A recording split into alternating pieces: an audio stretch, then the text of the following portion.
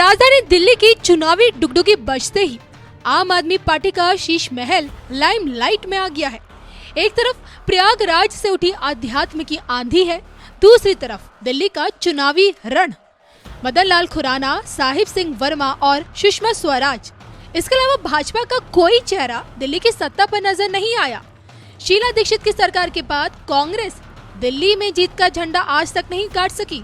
हालांकि अन्ना आंदोलन से उठे सरकारी अफसर से मुख्यमंत्री बने Arvind Kejriwal back to back Delhi में अपनी सरकार बनाने में कामयाब जरूर रहे। और अब जब दिल्ली को अपना नया मुख्यमंत्री मिलने में 90 दिनों का समय बचा है, तो ऐसे में राजनीतिक तपिश चरम पर है। फ्री की रेवड़ियां बांटकर वोटरों को लुभाने की कोशिश हो रही है।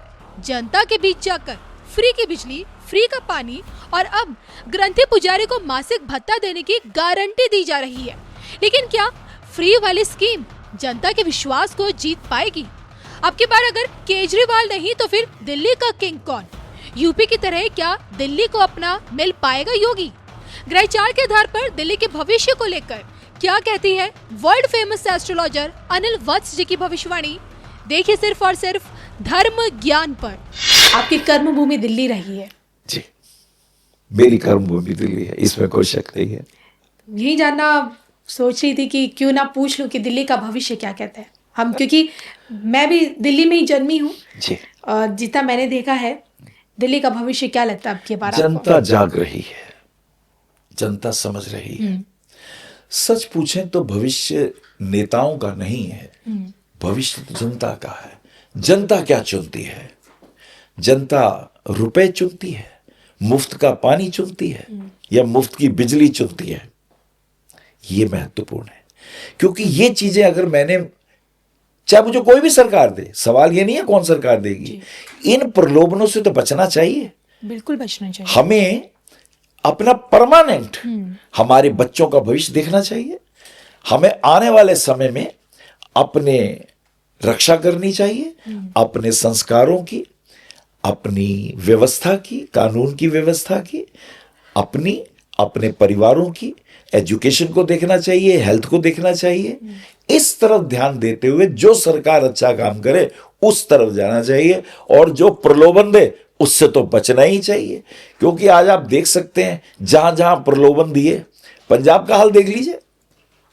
प्रलोभनों वाली सरकार जो है वो व्यक्तियों को ना न्याय दे पाती है, ना शासन दे पाती है, ना एजुकेशन दे पाती है, क्योंकि लोभ का अंत दुख से होता है। दिल्ली को खुद का योगी कभी मिल पाएगा? कभी आपने सोचा है? ये एक महत्वपूर्ण प्रश्न है, पर मुझे लगता है समय बदलता रहता है, धर्म का कांटा चलता रहता है। आपने एक बात नोट करी कि जितने भी अधर्मी वो धर्म का चोला पहन के आते हैं, क्योंकि अधर्म नहीं चलता, उन्हें भी भाषा धर्म की बोलनी पड़ती है, उन्हें भी लुभावन गीत धर्म के ही देने पड़ते हैं। अधर्म अपना चोला पहन के कब चला है, लेकिन यह हमारा फर्ज है हम पहचान लें कि वास्तव में शेर आया है या भेड़िया शेर की खाल पहन के आया है। यह हमारा फर्ज है।